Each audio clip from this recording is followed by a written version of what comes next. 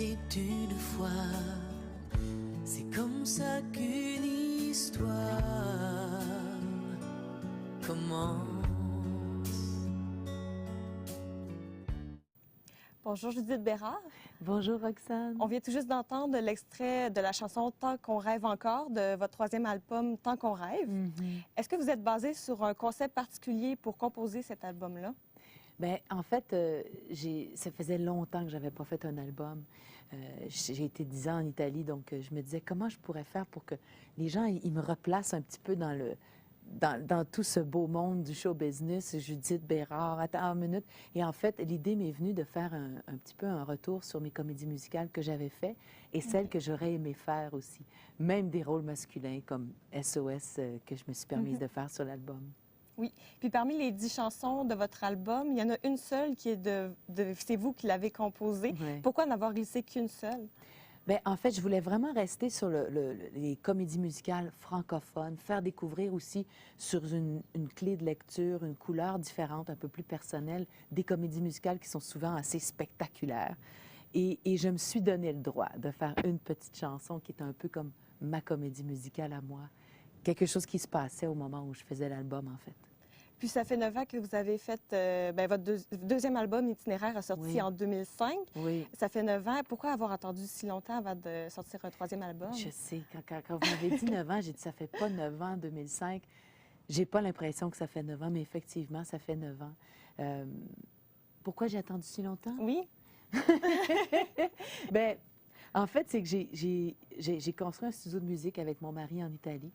Puis on a reçu beaucoup d'artistes, donc j'ai beaucoup existé en tant qu'artiste, musicienne. J'ai grandi, j'ai côtoyé aussi des gens de l'opéra, de la musique classique. Je me suis nourrie du fameux legato italiano, c'est-à-dire le chanté qui est bien placé dans la voix. Et j'ai pas vu le temps passer. Je me suis occupée, j'ai fait grandir mon enfant en Italie aussi. Mais le besoin était là, mais je m'en occupais pas. Mais à un moment donné, il était trop fort. Là. Le besoin, il criait, là, faut que tu reviennes au Québec. J'avais vraiment besoin de retrouver la scène, le public, puis revenir à la rencontre de mon peuple à travers ma voix. Puis justement, ça fait 2 ans que vous êtes de retour au Québec. Ouais. Est-ce que ça a été vraiment qui vous a l'élément déclencheur pour un troisième album? Et en fait, le retour s'est fait, c'est un beau cadeau. J'ai eu le rôle de Je me voyais déjà, qui est une comédie musicale en 2010. Et c'est ce rôle-là qui m'a permis encore une fois une comédie musicale, de revenir au Québec et de faire cet album avec mon mari. Puis est-ce que vous avez le goût de retourner sur scène maintenant que vous avez un album? Sans costume, sans personnage. J'aimerais beaucoup ça, partir dans une petite formation, là, peut-être juste de 3 musiciens, puis revenir à la baie ou à Jonquière. En tout cas, j'adorerais ça, revenir avec une série de spectacles. D'ailleurs, je vais l'annoncer probablement bientôt sur ma page Facebook, Judith Bérard. Les gens peuvent aller voir mes dates, là, puis je vais annoncer ça bientôt. Puis est-ce que ça sera juste au Québec ou peut-être aussi en Europe, en Italie, vu que vous habitiez là-bas? C'est une bonne question. En fait, pour l'instant, je me concentre vraiment pour le Québec. T'sais, à chaque fois, j'ai toujours eu un Luc Plamondon qui m'a dit « Ah, viens, on a un show là-bas. » Puis je partais dans des grandes aventures. Mais là, cette fois-ci, j'ai envie de donner du temps à cet album-là. Et de rester au Québec aussi un petit peu, là. Oui, profiter un peu du temps ici. Oui. Puis en plus de votre album, vous avez sorti une huile d'olive biologique qu'on a ici. Puis elle a gagné la meilleure huile d'olive au monde. C'est Dominica Fiore. Est-ce que vous êtes surpris un peu du succès que ça a ici au Québec? Merveilleux. En fait, c'est extraordinaire de voir l'accueil des Québécois, puis l'ouverture d'esprit de dire « Ah, une huile d'olive, j'ai envie de la goûter. » Il n'y a pas un endroit au Québec où je ne vais pas, où les gens disent « Moi, j'aime cuisiner, j'aime la bonne bouffe. Je suis prête à mettre de l'argent pour acheter des bons produits. » Et écoute, j'en reviens pas. J'en reviens pas. On l'a sorti à Vancouver, on n'a pas eu du tout le même accueil. Les gens ne sont pas du tout prêts à accueillir une huile d'olive de cette qualité-là. Puis ici, au contraire, elle est comprise. C'est ça qui est beau. Les gens y goûtent puis ils comprennent que c'est bon. Vous avez aussi participé à l'émission Ricardo qui va être diffusée le 5 mars prochain. Comment vous avez apprécié l'expérience? Et cette fois-là, c'était sympa parce que c'est ma deuxième apparition à Ricardo. Et c'est vraiment axé sur le fait que mon fils en Italie a vraiment appris à cuisiner parce qu'on avait une vieille mamma italiana qui venait cuisiner à la maison quand on avait beaucoup de monde.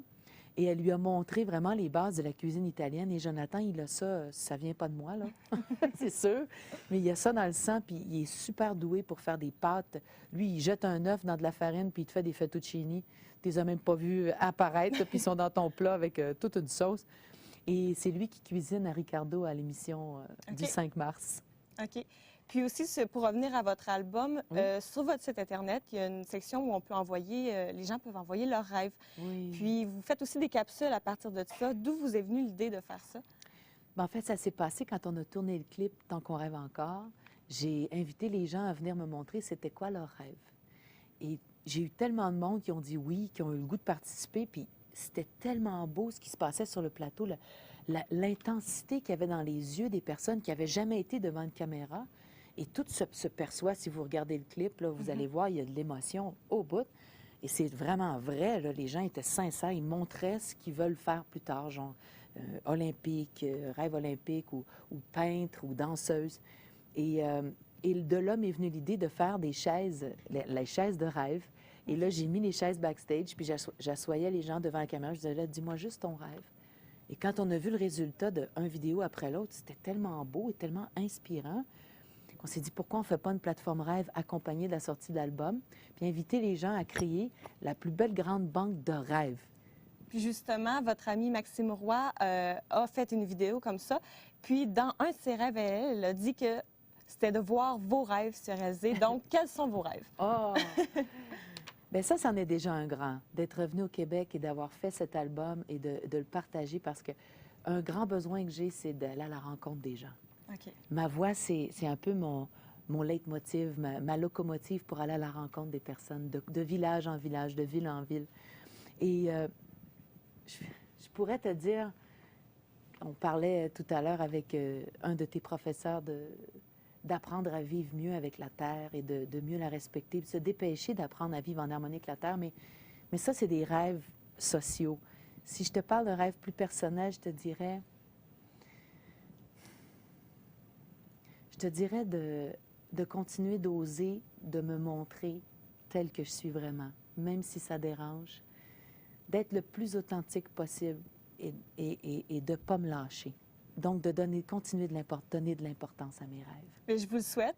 Merci beaucoup d'avoir accepté votre présence sur notre plateau, Madame Judith Bérard. Merci, Roxane. Mais avant de nous quitter, moi, je ne peux pas m'empêcher de te demander, est-ce que toi, tu en as un rêve?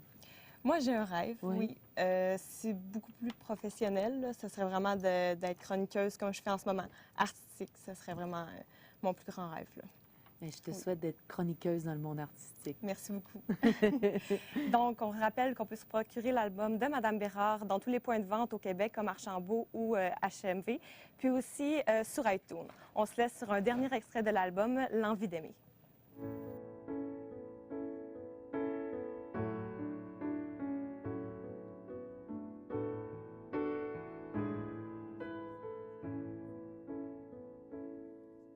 C'est tellement simple, l'envie